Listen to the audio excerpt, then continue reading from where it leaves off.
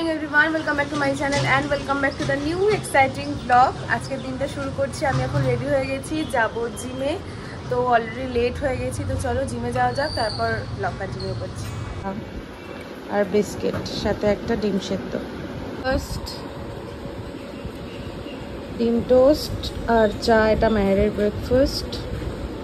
সকালবেলা জিমে যেতে পারিনি বলে বিকেলবেলা জিমে গেছিলাম, বাট আজকে সকালবেলায় যাবো, কারণ বিকেলবেলা ওই টাইমটা না প্রচণ্ড খেয়ে দিয়ে ঘুম পায়। যদিও বাড়িতে বসে টিভি দেখি, চাপ নেই, কিন্তু ওই জিমে যাওয়াটা একটু ডিফিকাল্ট। আর সকালবেলা ফ্রেশ জিম করে এসে রান্নাবান্না করবো। কি এসেছে? কি বাবা, উনি বাবলি, ওলে বাবাটা, সবাইকে কোলে নিতে হবে, সবাইকে। হ্যাঁ হ্যাঁ হ্যাঁ হ্যাঁ, সবাইকে কোলে নিতে হবে। ওলে বাবালে, ওলে বাবালে।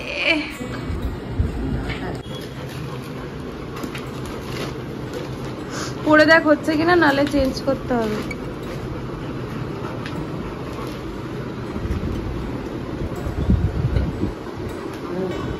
হয়ে যাবে।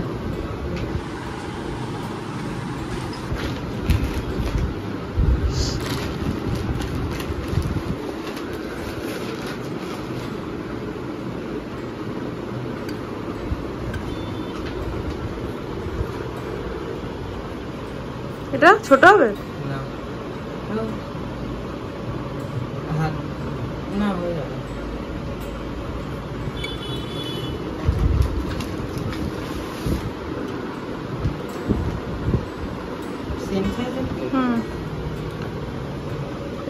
এটা মিডিয়াম।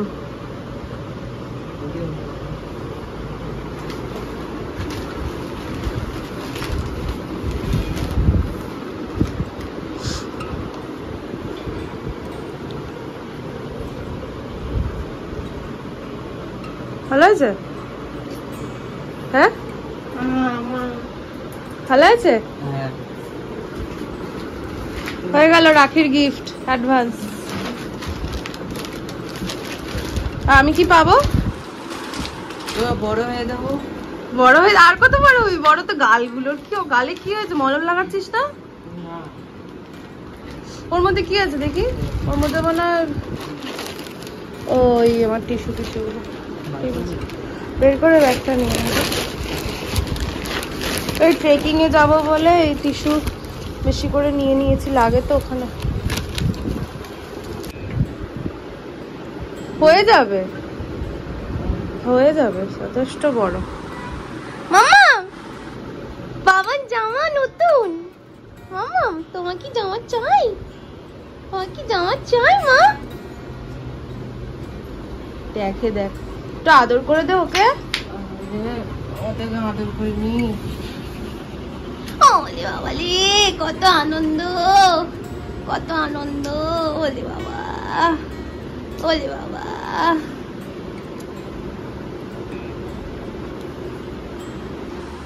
চল, মা এখানে খাবার পাঠিয়ে দিয়েছে।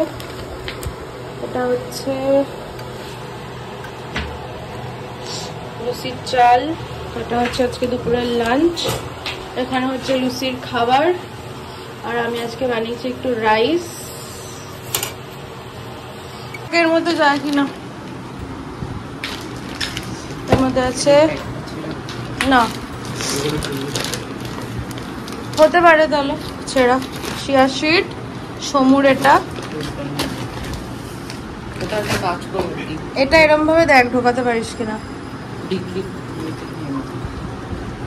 এর মধ্যে আছে কাজু, এই কাজু বলছি, আমন্ড আর কিশমিশ, তেজপাতা।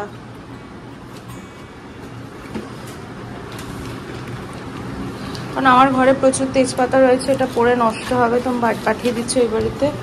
আর এটা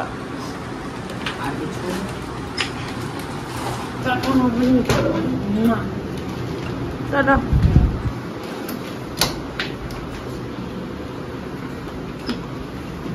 পারবি তো নিয়ে যেতে? আমার স্নান কমপ্লিট, এখন দেবো পুজো। আর মা যেহেতু লাঞ্চ পাঠিয়ে দিয়েছে, তাই লাঞ্চ বানানোর কোনো আর ব্যাপার নেই। লুসিকে দেবো খেতে তারপর। আর আজকে বিকেলে ইচ্ছা আছে একটু ক্যারেট লেন যাওয়ার, তো চলো দেখা যাক।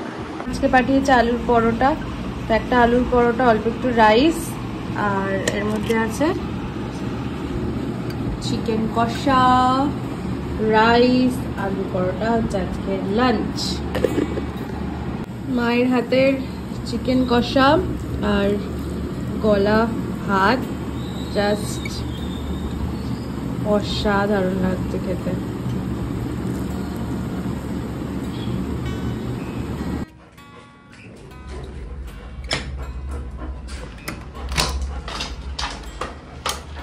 क्या हुआ?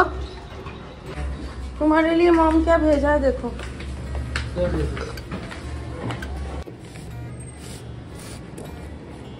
टन टन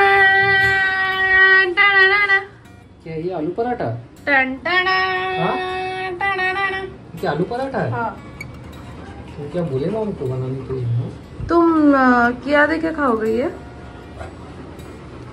दही खाता तो दही के साथ ही है, बट अभी क्या है जो है उसी के राजमा से खाओ। खा लूंगा। राजमा निकाल लो ये से।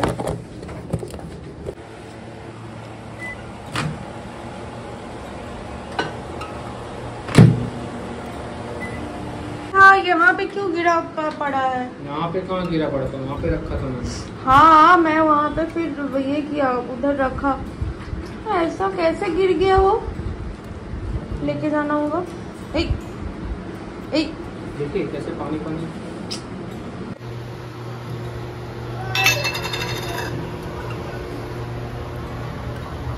सब में तुमको देसी घी डालना होगा। हाँ,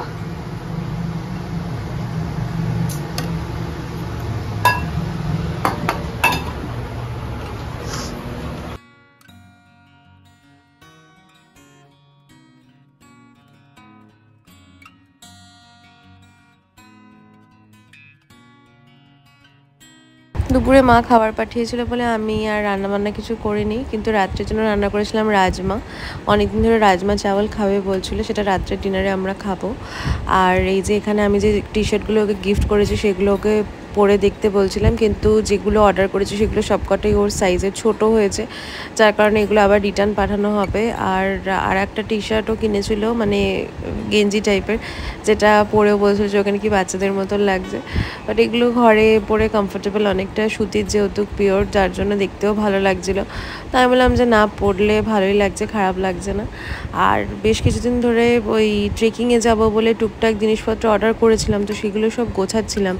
এবার কোনটা নিয়ে যাব কোনটা নিয়ে যাব না সেগুলো সব বের করে রাখছিলাম। তো সেই বের করতে গিয়ে যেটা অঘটনটা ঘটেছে, আমার হাতের উপর আমার সোফা কাম বেডের যে ঢাকনাটা রয়েছে, মানে যে ঢাকাটা দেওয়া থাকে সোফা কাম বেডের, সেইটা পুরো 4টে আঙ্গুলের উপর পড়েছে। আর এই যে দেখো কাণ্ড, আমার হাত পুরো ফুলে আলু হয়ে গেছে। তো আমি এখানে একটু বরফ সেঁক দিচ্ছিলাম। তারপরে তো আর অ্যাজ সেরকম কোনো ব্লগ ভিডিও কিছু করতে পারিনি এই হাত নিয়ে। আর বিকেলবেলা ছিল ডাক্তারের কাছে অ্যাপয়েন্টমেন্ট আই চেক আপের জন্য। তো আমি এখানে চলে গেছিলাম সোদপুরে, সাথে মেহেরও গেছিলো। আর এখানে বসেও ভিডিও ক্লিপ নিচ্ছিল, আমার প্রচণ্ড হাসি পাচ্ছিলো। যাই হোক, কোনো রকমের হাসি কন্ট্রোল করছিলাম। আমার বেশ কিছুদিন ধরেই চোখের একটু প্রবলেম হচ্ছিলো, মাথায় ব্যথা করছিল। তো আমি খুব ভয়ে ছিলাম যে আমার আবার পাওয়ারটা বাড়লো নাকি। তো ফাইনালি টেস্ট করার পর বোঝা গেল যে না, পাওয়ার কিছুই বাড়েনি, শুধু চশমাটা সবসময় পড়তে বলেছে। পাওয়ার যেটা ছিল সেটা স্ট্যান্ড বাই আছে। আর এখানে মেহেরও ওর একটু আই চেক আপটা করিয়ে নিয়েছিল, কারণ যেহেতু ওর সবসময় ল্যাপটপের কাছে বসে থাকতে হয় অফিসে, তো সেক্ষেত্রে ওরও মনে হচ্ছিলো যে ওর যদি পাওয়ারটা বেড়ে গিয়ে থাকে। তো ডাক্তার বললো যে না, ওর পাওয়ার বাড়েনি, জাস্ট একটা ওই ল্যাপটপ ইউজ করে যখন, তখন জাস্ট একটা চশমা অ্যাজ এ প্রোটেকশন হিসেবে ইউজ করতে বলেছে, আর একটা লোশন দিয়েছে ওকে লাগানোর জন্য।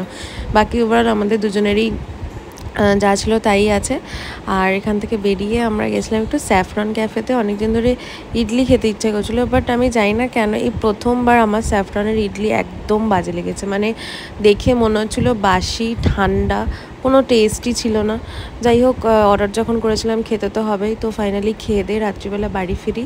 আর বাড়ি ফেরার পথে এইসব জিনিসপত্র কিনে নিয়ে আসি আমাদের মিডনাইট ক্রেভিংয়ের জন্য। তার মধ্যে এই আইসক্রিম খেয়ে আমার রীতিমতন ঠান্ডা লেগেও গেছে। তো চলো তাহলে আজকের মতন ব্লগটা এখানেই শেষ করছি। দেখা হচ্ছে পরের ব্লগে। Till then bye, take care.